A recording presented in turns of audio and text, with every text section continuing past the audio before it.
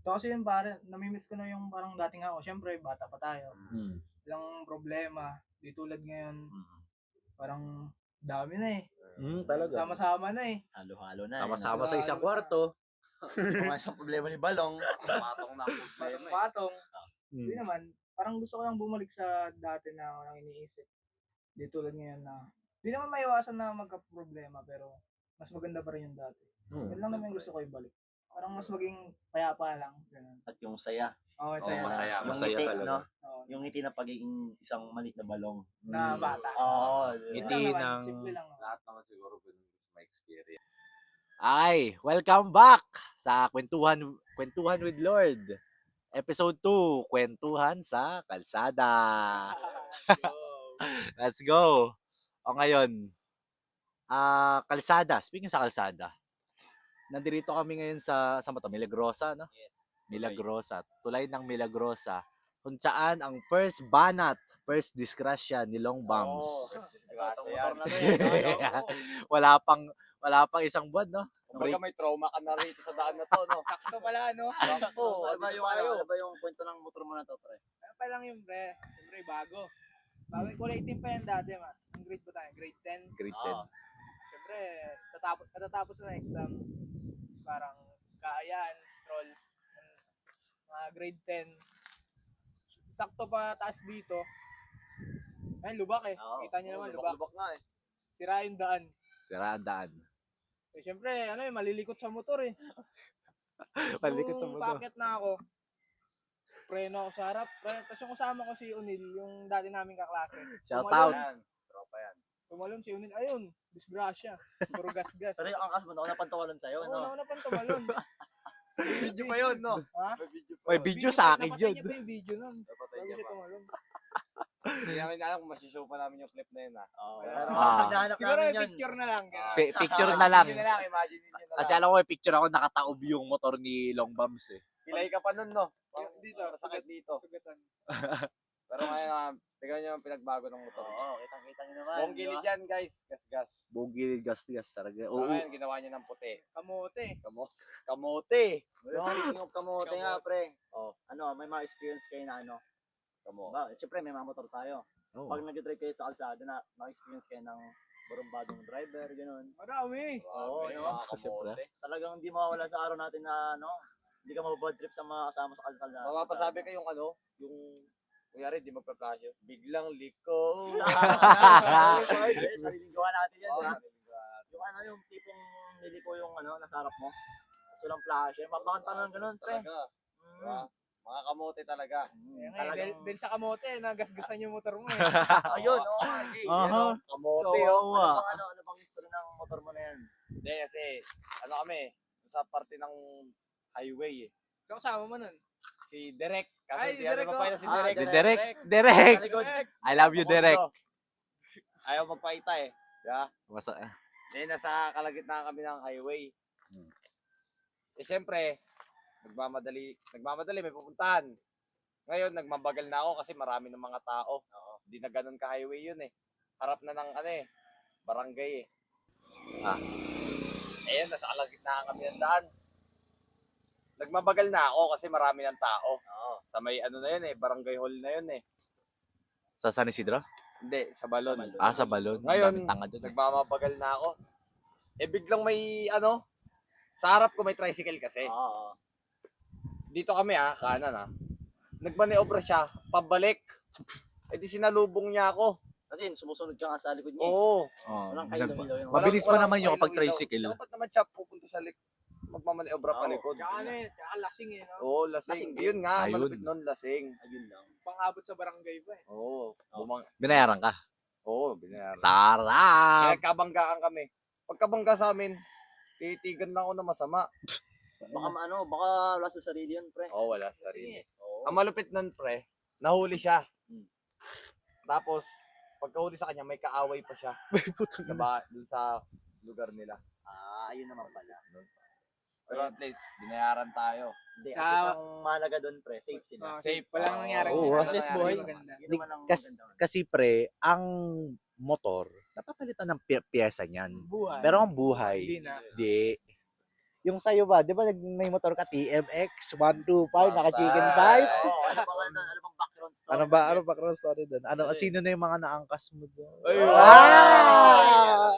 Yan. Wala naman ako nakakas dun. Aha. Wala ka naangkas doon? Wala. Di ano ang nangyari? Anong ginawa? Na lang, kwentong TMX niya. Kwentong TMX Paano lang. nabuo? Paano napunta sa'yo? Ganun. Ano naman, inihiram-hiram ko lang kay kuya kayo. Tapos, minsan ayaw ko pahiramin kasi, ayun, baka daw may mga masanggi daw ako doon. Gracia. Pero ngayon, Ano naman na? nasira. Hindi na na-disgrasya. Kasi Pinapag-usapan na yung dalawang Aerox eh. Di ba? sinira. Yung bago naman, Yung pre. bagong Aerox. Yung bago. na Maya na si Jetski Boy. Ang mga project natin dyan. Kung nakita nyo yan guys, yung blue. Sa akin yan. Project Gastos. Oh, yun nga eh. Sabi na pag may motor doon, mapapatipid. Ewan ko, dadalawang isip ako sa ganun. Mhm. Kasi dalawa ako. Nag-gold dust ng pera dyan, pre. Yung maganda. Oo naman. Pero yung sa akin, ano lang yan? Stock is good. Stock is good yan, It's good. man. Pero ano, Scam. wala pang pera eh. Ayun lang. Regalo lang sa akin. Then, yun. Inaalagaan ko naman. Break-in pa. Oo. Yun, syempre, yun na yun eh. Oh. Wala pa naman yung... Ay, wala pa yan. Newborn baby One pa month yan. pa lang yan, kumbaga. Gusto ko malaman yung PCX na. Ayun. Kung paano siya nagka-P6 na yan. Ayun, nagka-PCX. Ganito kasi yon. Christmas gift. Napaka-spoiled ko nun. Sabi ko yung kay Papa. Kasi ano na ako, naurat na ako dun sa motor ko. Kasi it's either lagi lobat, yung battery, hindi nagana, palitin na lahat. Kasi alam ko, 7 taon na yun eh. So yung 10 na yung Mio ko na yun. And also, mataba ako, hindi naman sa akin. Pang lang yung habal-habal. Baga, hindi fit Oo. sa'yo. Hindi fit sa akin. Sana si Jun mapahardo. Yung Aerox sa Gimilio. Pero nung Christmas na yon, sabi sa akin ni Mama, nagdadalawang isip daw ako bilan ni Papa. Kasi malakas naman talaga yung motor na yun. Kahit scooter yan, malakas siya. Malakas siya. Anong motor ulit yan? Gusto mo yung motor? Yung Skydrive. Yung Skydrive, ayun. Pinapambalagbag mo. Oh, yung tinataas ko yung inuhan nun. Willie. Wini-Willie Rebillame ko yun. Pero yan, sa awa ng Panginoon at sa kabaitan ng aking tatay, binigay niya sa akin. Sabi niya sa akin, nak, ito, cash 160. Kuhanin mo dun sa dealer. Yun, no? Sarap. All in. Parang All in. ang sarap pakinggan nun ah. No? Sarap. Ako nga, 2 o 1 buwan ata ako parang dilubyo pa. Kasi sabi ko, dream scooter ko to na ko ngayon. Di ba? Ikaw na nag-drive. Ako nagda-drive dati, tinitingnan lang namin ng tito ko. Gusto kong makuha yan. PCX eh. Ang ganda kasi. Tapos ngayon nakuha ko na, pinicturean ko. Sarap sa pakiramdam.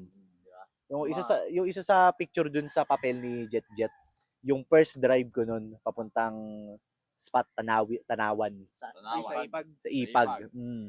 Kaya ayun.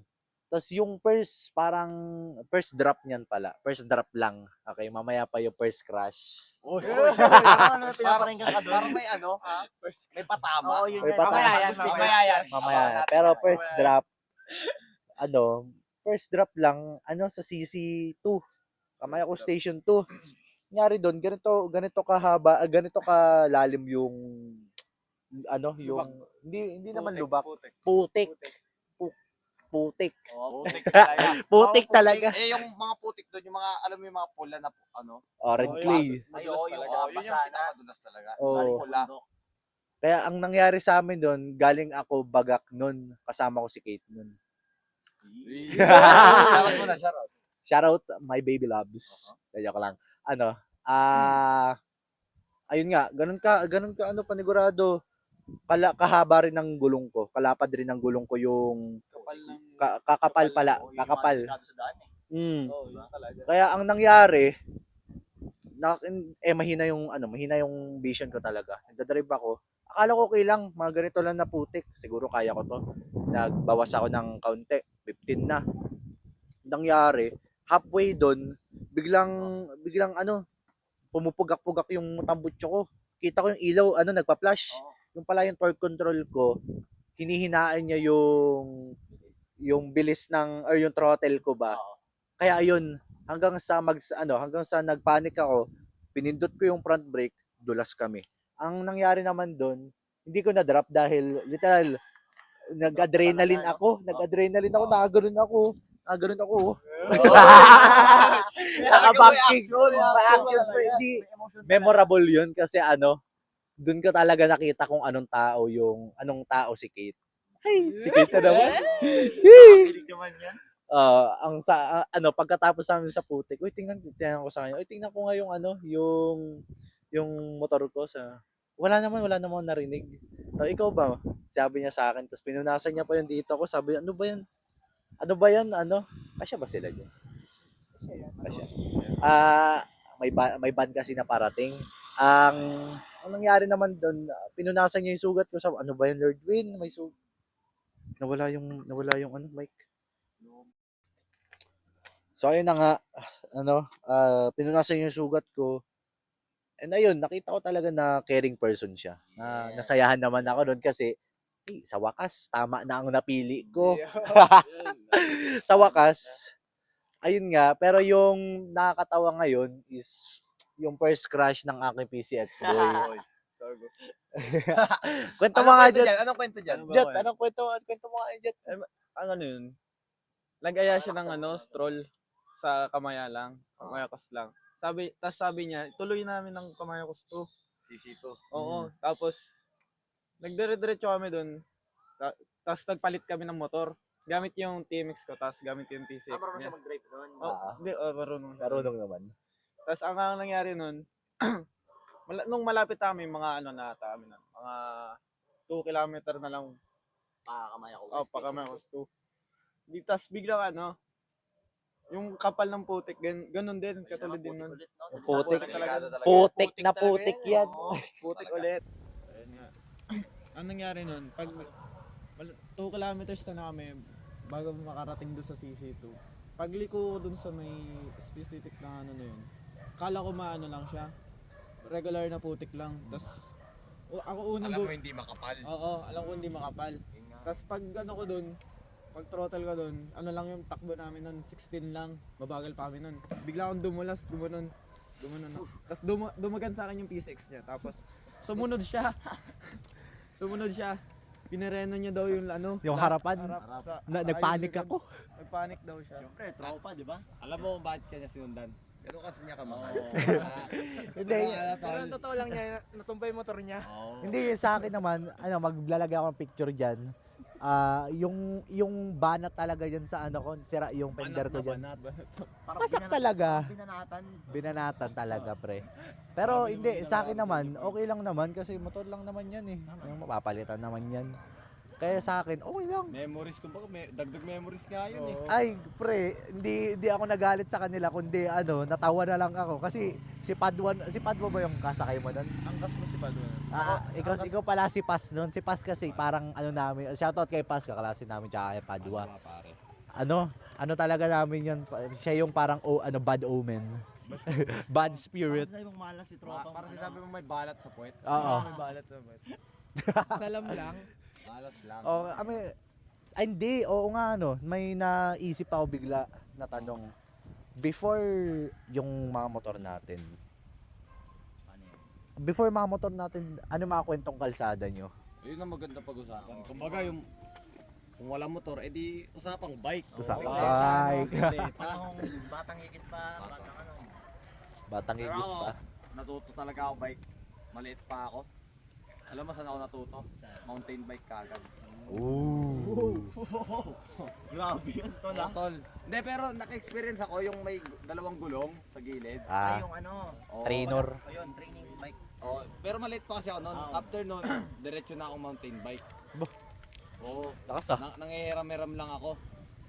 Tapos yun, kayo ba? Mga experience nyo dyan? Ayun, yung mga first bike experience ko, ano pa, tuturuan pa ako ng airpot ko nun.